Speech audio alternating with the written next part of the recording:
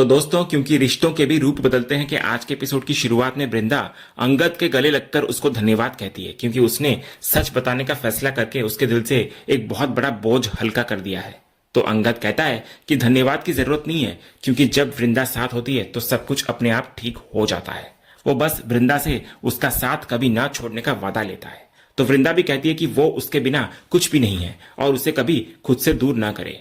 फिर अंगद प्यार से कहता है कि वो उससे दूर होकर तो मर ही जाएगा। इसके बाद अंगद रोमांटिक हो जाता है। वो वृंदा को पीछे से पकड़कर प्यार से घुमाता है और फिर दोनों एक खूबसूरत रोमांटिक डांस भी करते हैं। फिर अंगद वृंदा पर फूलों की पंखुड़ियां भी बरसाता है।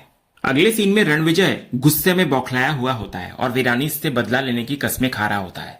तभी विक्रांत उसे शांत रहने के लिए कहता है, लेकिन रणविजय उस पर एहसान जताने लगता है कि उसने उसका नाम नहीं लिया, वरना वो भी बर्बाद हो जाता। तो विक्रांत ताना मारता है कि रणविजय ने उसे अपने फायदे के लिए ही बचाया है। तभी इतने में मंगल विक्रांत पर भड़कता हुआ नजर आता है और कहता है कि वृंदा को सब कुछ पता चल चुका है और वो उन्हें आसानी से नहीं छोड़ेगी। वो धमकी देता है कि अगर वो डूबा तो वो उन सबको भी अपने साथ ले डूबेगा। तो इस पर रणविजय और मंगल के बीच लड़ाई होने लगती है, जिसे विक्रांत रोकता है।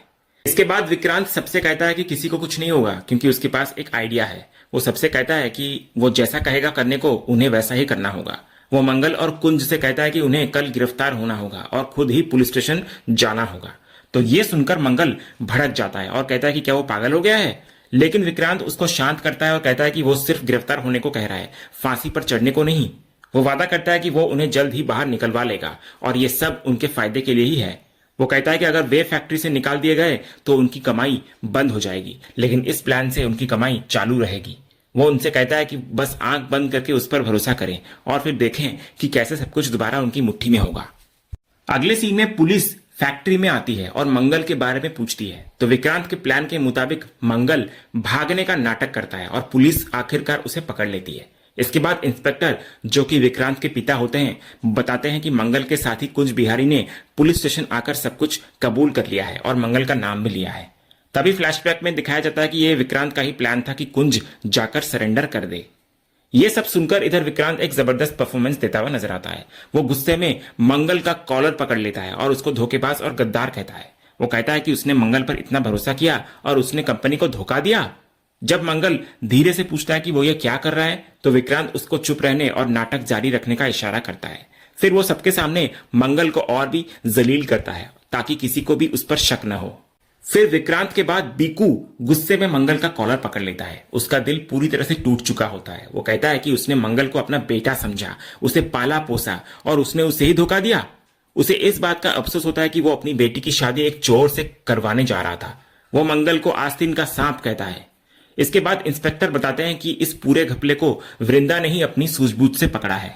यह सुनकर अंगद जानबूझकर वृंदा की तारीफ करता है और फैक्ट्री के सारे वर्कर्स भी उसके लिए तालियां बजाते हुए नजर आते हैं। इसके बाद पुलिस मंगल को वहां से ले जाती है, लेकिन जाते जाते मंगल बार बार विक्रांत की तरफ देखता है। इसके बाद बीकू वृंदा के सामने हाथ जोड़कर माफी मांगता है, क्योंकि मंगल उसका आदमी था। तो वृंदा उसे समझाती है कि इसमें उसकी कोई गलती नहीं है, तो उन्हें माफी मांगने की कोई जरूरत नहीं है। दूसरी तरफ अकेले में वृंदा अंगद से कह रही होती है कि अब जब गुनहगार पकड़े जा चुके हैं और सब कुछ ठीक हो गया है तो उन्हें और नाटक नहीं करना चाहिए। वो कहती है कि वे दोनों बीकू को सारा सच बताने का फैसला कर चुके थे और अब उन्हें लगता है कि यही सही समय है। वृंदा कहती है कि अगर उन्होंने और देर की तो बीकू को और भी ज्यादा धक्का लगेगा और उसे ठगा हुआ महसूस होगा। इसके बाद अंगद और वृंदा इस बात पर सहमत होते हैं कि अब बीकू को सारा सच बता देना चाहिए। अंगद कहता है कि ऐसा करने से सारी समस्याएं खत्म हो जाएंगी और वो आखिरकार चैन की सांस ले पाएगा। वो इस ख्याल से ही बहुत राहत महसूस करता है और वृंदा के गले लग जाता है। तभी वृंदा भी कहती है कि जितना बुरा होना था वो हो चुका है और अब सबकी जिंदगी में सब कुछ ठीक हो जाएगा। फिर अंगद बीकू से बात करने के लिए निकलता है, तो वृंदा उसको रोककर एक आखिरी सलाह देती है। वो कहती है, याद रखना तुम एक बेटी के पिता से बात करने जा रहे हो जो अपनी बेटी के लिए कुछ भी कर सकता है। ये बात तुम अच्छी तरह जानते हो क्योंकि तुम भी माधवी के पिता हो। वो उसे बहुत संभल कर बात करने की सलाह देती हुई नजर आती है। अगले सीन में अंगद बीकू के पास आता है सच्चाई बताने के लिए। तभी बीकू काम में व्यस्त होता है और बताने लगता है कि उसे डबल शिफ्ट करनी पड़ रही है क्योंकि उसने उसकी आय को गाड़ी देने और शादी के खर्चों के लिए कर्जा उठाया है। तो अंगद ये सुनकर हैरान रह जाता है। तभी बीकू को फोन आता है और वो किसी को अपनी गांव की जमीन और घर बेचने की बात कहता है ताकि वो पैसे जुटा सके। फिर अंगद उसको ऐसा करने से रोकने की कोशिश करता है, लेकिन बीकू उसको समझाता है कि ये बड़ों के बीच की बात है और वो इसे दहेज ना समझे। वो कहता है कि वो अपनी बेटी को कुछ तो देता ही, अब बस वो उसकी पसंद के बजाय उसके आई की पसंद की चीजें दे रहा है। उसका मानना होता है कि जब अंगद और उसकी आई खुश रहेंगे तब जाकर उसकी बेटी भारती भी खुश रहेगी। इसके बाद अंगद बीकू से कहता है कि उसे एक बहुत जरूरी बात करनी है उससे, एक ऐसा सच बताना है जिसको अगर उसने आज नहीं बताया तो वो जिंदगी भर खुद को माफ नहीं कर पाएगा। वो कहता है कि बीकू पहला और आखिरी इंसान है जिसको वो ये सच बताने जा रहा है।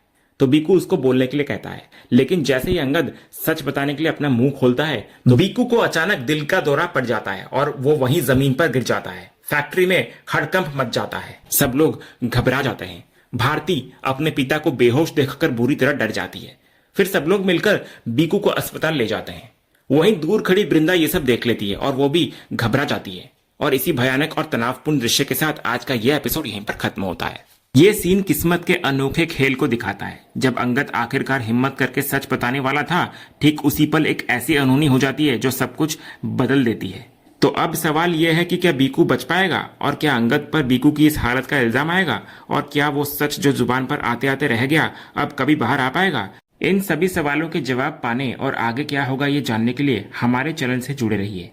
तो दोस्तों, आपको आज के एपिसोड का अपडेट कैसा लगा, अपनी राय हमें कमेंट बॉक्स में जरूर बताएं। अगर आपको आज का ये वीडियो पसंद आया हो तो वीडियो को लाइक और शेयर जरूर करें, और ऐसे ही लेटेस्ट एपिसोड के अपडेट्स जानने के लिए हमारे इस चैनल को सब्सक्राइब करना ना भूलें। मिलते हैं अगले वीडियो में, तब तक के लिए धन्यवाद।